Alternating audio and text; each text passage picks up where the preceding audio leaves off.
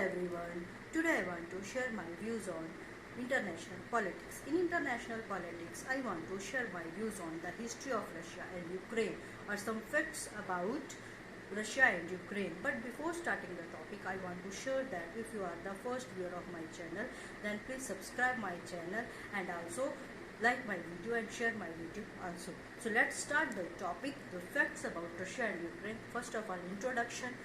The history of Russia begins with the number one, the histories of the East slave. Okay. Number two, the traditional start date, specifically Russian history, is the establishment of Russia state. I repeated, the establishment of the Rus state in the north in 862, ruled by Varangians. Okay. Now, I have some questions.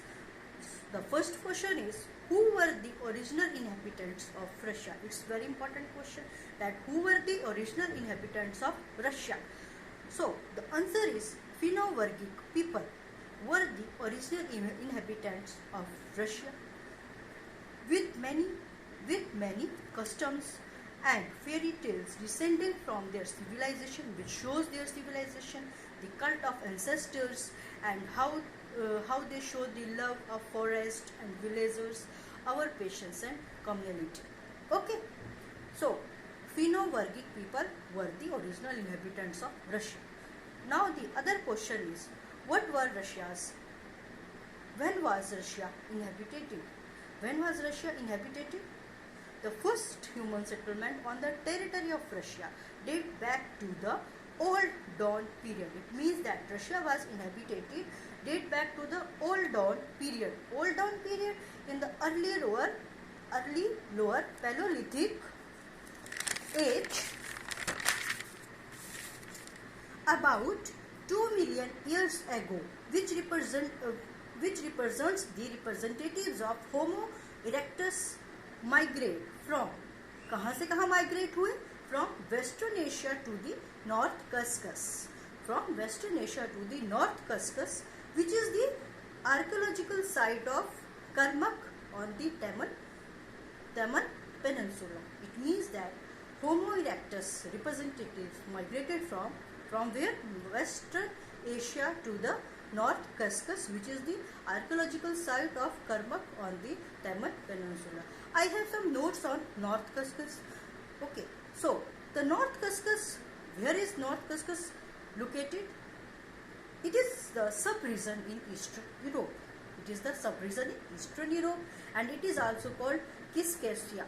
Okay, and it is the northern part of wider Caucasus region. It is the northern part of wider Caucasus region, and it is entirely a part of Russia. It is entirely a part of Russia, which is sandwiches between the Sea of Azov and Black Sea to the west and Caspian Sea to the east. It means that North Caucasus or Caucasia is a sub-region in Eastern Europe. First of all, it is the northern part of Caucasus region, and it is a part of Russia, and also it is sandwiches between the Sea of Azov and Black Sea to the west and Caspian Sea to the east.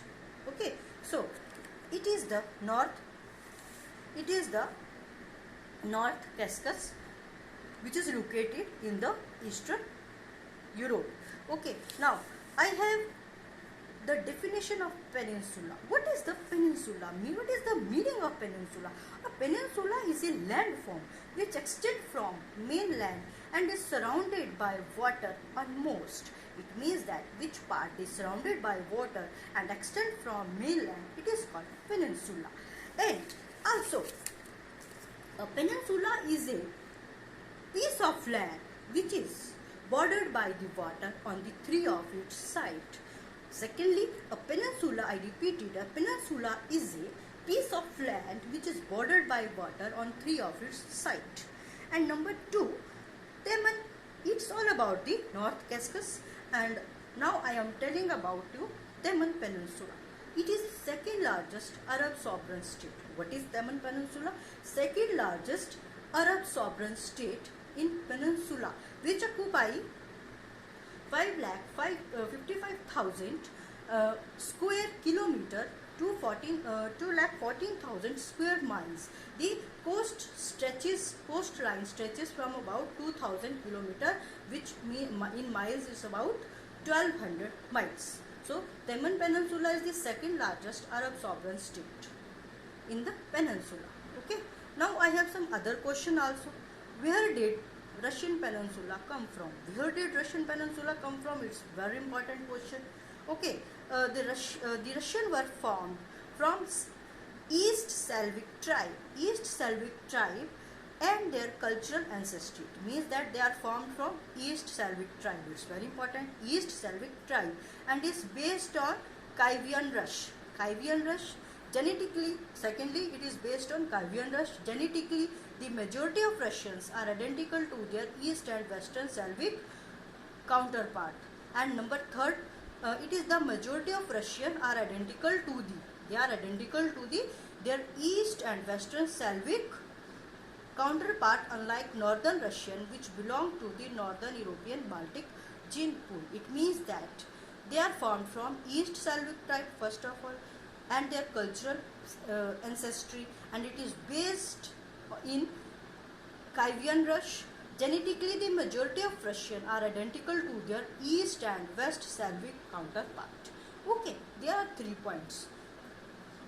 And the other question is, what was Russia called between it was called Russia? Sorry, what was Russia called before it was called Russia? Okay, Russia was a very vast expanse of Eastern Europe. Russian country that stretches over a vast expanse of Eastern Europe and Northern Asia. It means that it is a vast expansion of Eastern Europe and Northern Asia, and it is called the preeminent Republic of Union Soviet Social Republic, USSR, commonly known as Soviet Union.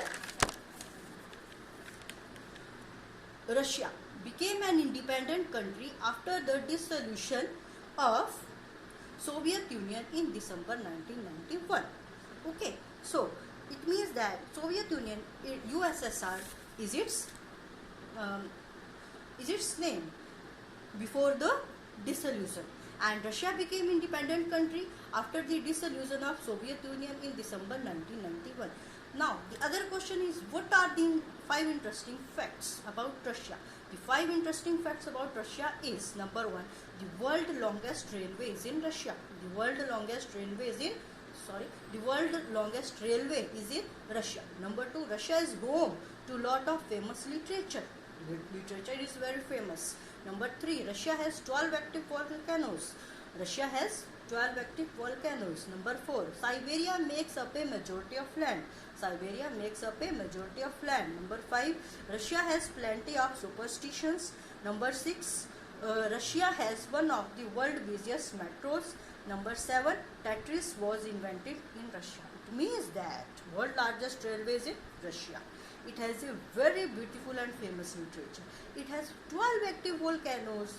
Siberia makes up a majority of land. It has a plenty of superstitions.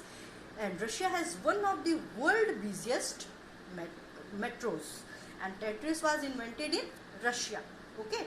And what is the, I have the another question that I have discussed about that Russia has 12 active volcanoes. Then I have a question that what is the largest volcano in Russia?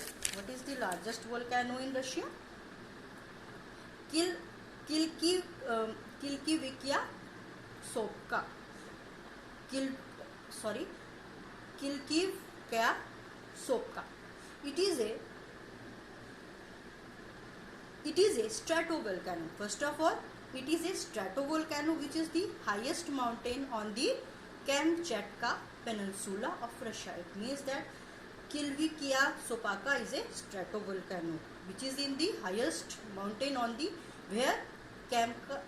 Kamchatka Peninsula of Russia and the highest volcano of Eurasia. Okay, it is the largest volcano in Russia. That one. Okay, fine. But before starting the other topic, I want to say that if you are the first viewer of my channel, then please subscribe my channel and also share my video and like my video also. What is stratovolcano? What is stratovolcano? Stratovolcano, also known as composite volcano. It means that stratovolcano is known as composite volcano. Okay, and it is a conical volcano. It is also called composite volcano, and it is a conical volcano which is built by many layers of hardened lava and tephra. It means that number one, stratovolcano is a composite volcano. Number first point. Second one, it is a conical volcano which is made up by layers of hardened lava and tephra. Okay, and where it is located? It is located and it is formed by the chains and clusters along plate tectonic boundaries where oceanic crust is drawn under continental crust, continental arc volcanism, for example, Cascade Range, Andes, Campania, or another oceanic plates, island, arc volcanism, for example, Japan, Philippines, Alumines Islands. It means that it is formed by the chains and clusters along plate tectonic boundaries where oceanic crust is drawn under continental crust. Okay, now plate boundary. What is its plate boundary?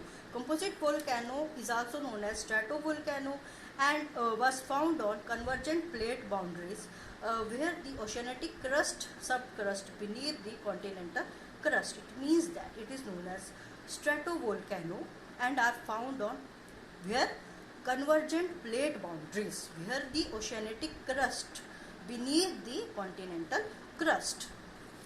Okay.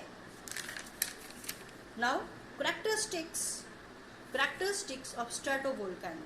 Number one, eruptions are very violent and explosive. It means that eruptions are very violent and explosive, building volcanic bumps. Number two, they have steep side as high as 7,000 feet and the shape is symmetrical cone.